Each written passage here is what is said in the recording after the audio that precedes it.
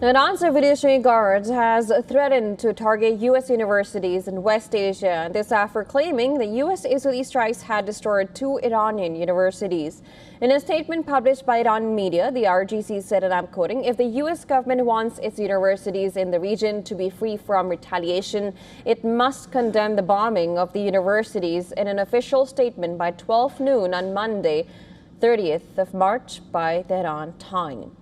Through the statement, it advised all employees, professors, and students of American universities in the region and residents of their surrounding areas to stay a kilometer away from campuses. Several U.S. universities have campuses that are scattered through the Gulf region, such as Texas A&M University in Qatar and New York University in the United Arab Emirates. Well, strikes overnight Friday to Saturday hit Tehran, including the University of Science and Technology in the northeast of the capital, damaging buildings but not causing any casualties. This is according to media reports.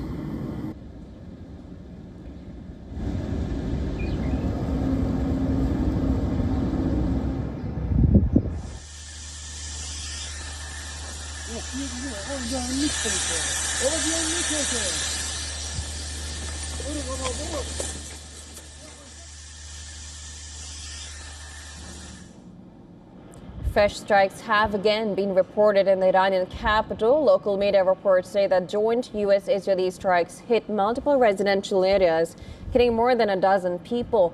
Strikes continue even as U.S. Vice President J.D. Vance says that the war in Iran is short-term.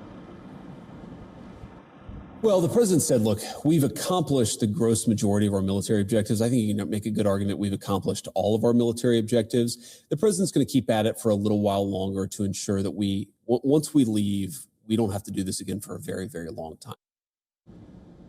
But reports suggest otherwise. U.S. officials have told the Washington Post that the Pentagon is preparing for weeks of ground operations in Iran as thousands of American soldiers and Marines arrive in West Asia for what could become a dangerous new phase of the war should President Donald Trump choose to escalate. The officials told the Post that any potential ground operation would fall short of a full-scale invasion and can instead involve raids by a mixture of special operations forces, and conventional infantry troops. Discussions within the administration over the past month have touched upon the possible seizure of the Karg Island, which is a key Iranian oil export hub in the Persian Gulf, and raid into other coastal areas near the Strait of Hormuz to find and destroy weapons that can target commercial and military shipping.